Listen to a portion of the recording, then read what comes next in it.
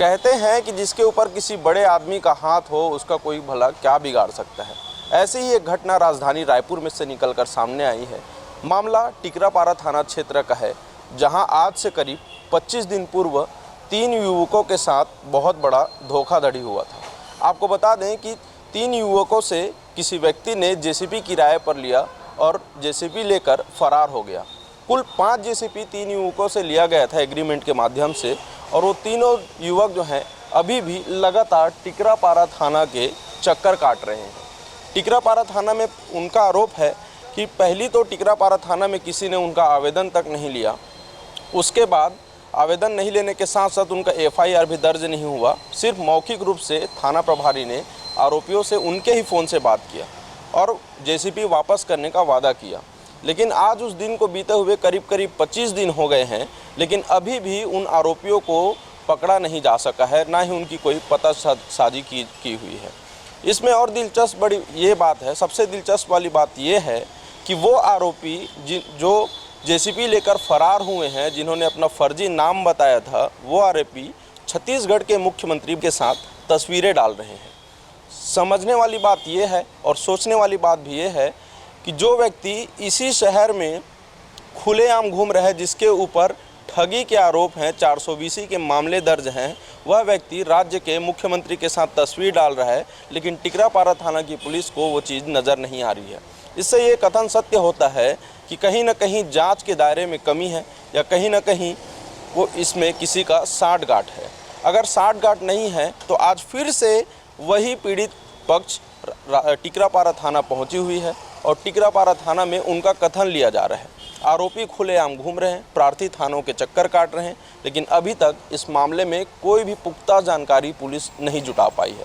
अब देखने वाली बात यह होगी कि आखिर कब तक 420 की घटना से गुजर रहे प्रार्थियों को न्याय मिल पाता है। क्या उनका जेसीबी वाहन वापस आ सकता है, क्योंकि प्रार्थी हमारे साथ खड़े हुए हैं। आखिर आज 25 दिन हो गए हैं, थाने से आपको क्या जवाब मिलता है और अभी तक कौन कौन सी जानकारी है जो आरोपी के बारे में आपको मिल पाई? कोई जवाब नहीं मिल रहा है हमको। क्या बोल रहे हैं थाना में? थाना वाले बोल रहे हैं कि फरार है, अपराधी बोलता है। ओ कहाँ है आरोपी? और आरोपी भूपेश बघेल के साथ में फ़ोटो खिंचवा रहा है। अच्छा, हाँ, जमानत और इसके लिए भी वकील भी अर्जी लगाए हैं, बोल रहे हैं उनके आरोपी के तरफ। हाँ, अर्जी लगाया था, उसको हम लोग रद्द करवाए हैं। आपको कैसे पता चला कि जमानत का अर्जी लगा है? हमारा वकील के जरिए से। अच्छा, हाँ। कब की बात है ये? 23 तारीख का।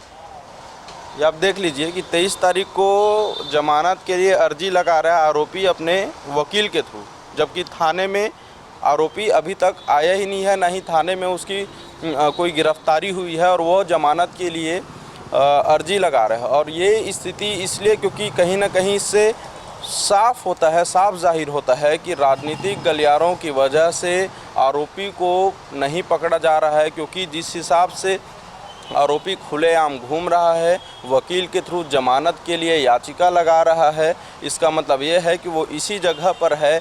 लेकिन हो सकता है कि पुलिस या तो पकड़ना नहीं चाहती या फिर पुलिस अपने जांच के दायरे सीमित रखी हुई है। संबंधित जेसीबी की जो जीपीएस लोकेशन है वो महाराष्ट्र में है। उस संबंध में पार्टी परसों से रवाना हुई है। क्राइम टीम, हमारे सिविल टीम थाने की गई हुई है।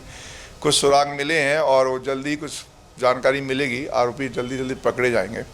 देखिए क्या है, उनकी व्हाट्सएप से चैटिंग चल रही है और व्हाट्सएप पे उनका फ़ोटो डल रहा है। ये हमारे पास भी आज संज्ञान में आया। उनका IPDR से हमने साइबर सेल से मंगाया भी है कि किन लोगों से बात चल रही है और किस मैटर पे चल रही है, उसको हम तस्दीक कर रहे हैं और जल्दी आरोपी पकड़े जाएंगे। आगे इसमें पूरा अपडेट के लिए आप News+21 में लगातार बने रहें। देखते रहें News+21। कैमरामैन हरीश के साथ अविनाश चंद्रवंशी।